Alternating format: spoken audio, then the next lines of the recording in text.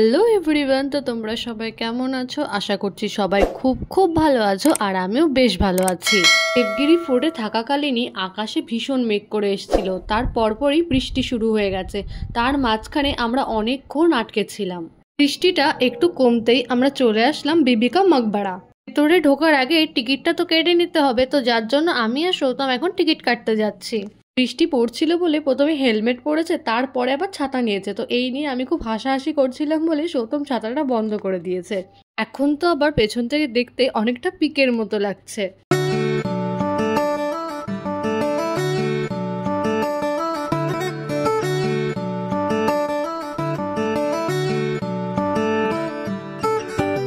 বৃষ্টি হওয়ার পরে চারিদিকটা দেখতে ভীষণ সুন্দর লাগছিল, আর এখান থেকে টিকিট কাউন্টারটা আর একটু দূরে।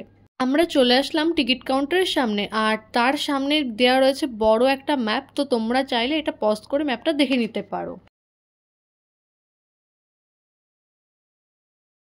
প্রথম আগে আগে চলে গেছে টিকিট কাটতে, আর তোমাদের সঙ্গে টিকিটের প্রাইসটা একবার শেয়ার করে দিই। এক একজনের প্রাইস এখানে 25 টাকা করে পড়েছে, আর তোমরা যদি অনলাইনে টিকিট কাটো তাহলে 20 টাকা করে পড়বে। অনলাইনে টিকিট কাটার লিঙ্ক আমি ডেসক্রিপশন বক্সে দিয়ে দেবো, তো ওখান থেকে তোমরা চেক করে নিতে পারো। এইখানে দেখো লেখা রয়েছে ইন্ডিয়ানদের জন্য 25 টাকা করে, আর ফরেনারদের জন্য 300 টাকা করে টিকিট। টিকিটটা নিয়ে আমরা চলে আসলাম বিবিকা মকবরার সামনে, আর এই বিবিকা মকবরা নাকি একদমই তাজমহলের রেপ্লিকা। তো এটা দেখার জন্য তো আমি ভীষণই এক্সাইটেড। যারা যারা আগে তাজমহল দেখেছো তারা বুঝতে পারবে যে তাজমহল ঢোকার আগে কিন্তু এরকম বড় একটা গেট আছে, আর এই বিবিকা মকবরার সামনেও কিন্তু ঠিক এরকম বড় একটা গেট দেখতে পাবে।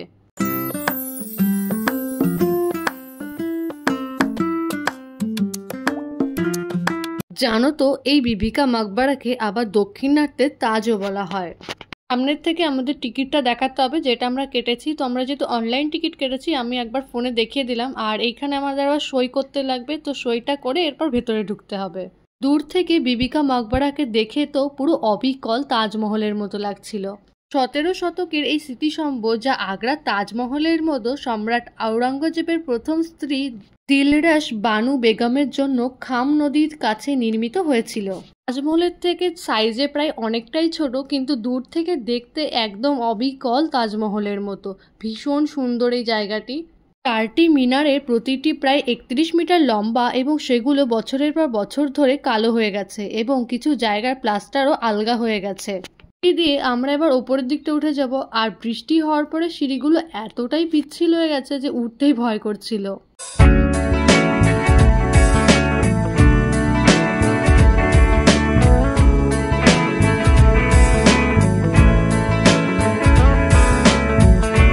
উপরের থেকে নিচটা দেখতে যে কি সুন্দর লাগছে সে বলে বোঝানোর মতো না।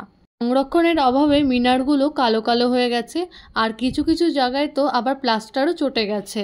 কিন্তু প্রতিটা দেওয়ালেই ভীষণ সূক্ষ্ম সূক্ষ্ম কাজ করা রয়েছে, যেগুলো একদম তোমাদের তাজমহলের কথা মনে করিয়ে দেবে।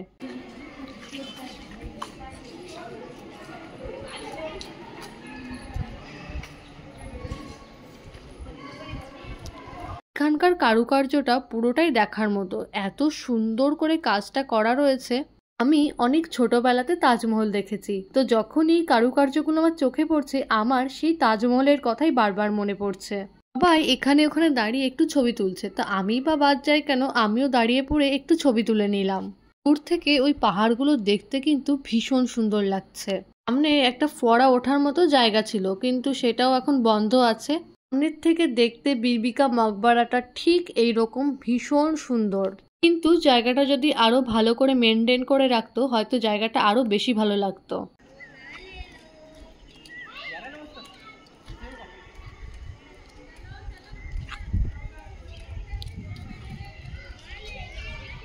আমাদের মোটামুটি পুরো জায়গাটা ঘুরে দেখা হয়ে গেছে, এখন শুধু ভেতরে যাওয়া বাকি আছে।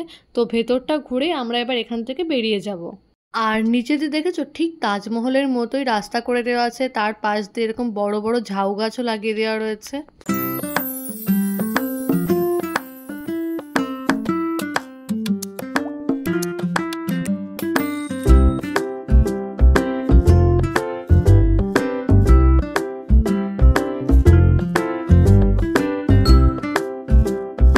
ভেতরে কিন্তু ঔরঙ্গজেবের স্ত্রীর স্মৃতিসৌধও আছে, তো সেটাও একবার দেখে নিই চলো।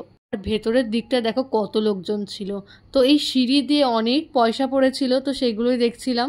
এখানে তো মাত্র কয়েকটা পয়সা পড়ে রয়েছে, তোমরা যদি ভেতরে একবার স্মৃতিসৌধের ওপরটা দেখো না, জাস্ট অবাক হয়ে যাবে। আমাদের একবার ভেতরটা ভালো করে ঘুরে দেখাই চলো। ভেতরের ওয়ালের কারুকার্যগুলো পুরোটাই দেখার মতো। আর মাঝখানে যেই ফাঁকা জায়গাটা দেখছো, এটাই হচ্ছে আওরঙ্গজেবের স্ত্রী স্মৃতিসৌধ। আর তার উপরে কত টাকা পয়সা যে ছড়ানো রয়েছে, ভিডিওয় হয়তো খুব একটা ভালো বোঝা যাচ্ছে না, কিন্তু সামনাসামনি দেখলে হয়তো বোঝা যেত। যাই হোক, তবে আজকের মতো ব্লগটা এখানেই শেষ করছি। তোমাদের এই ব্লগটা কেমন লাগলো সেটা অবশ্যই আমাকে কমেন্টে জানিও। আর যদি ভালো লেগে থাকে তবে অবশ্যই একটা লাইক করে দিও। আর নতুন হলে চ্যানেলটিতে অবশ্যই সাবস্ক্রাইব করে দিতে হবে। কিন্তু দেখা হবে পরের কোনো ব্লগে। আজকের মতো টাটা।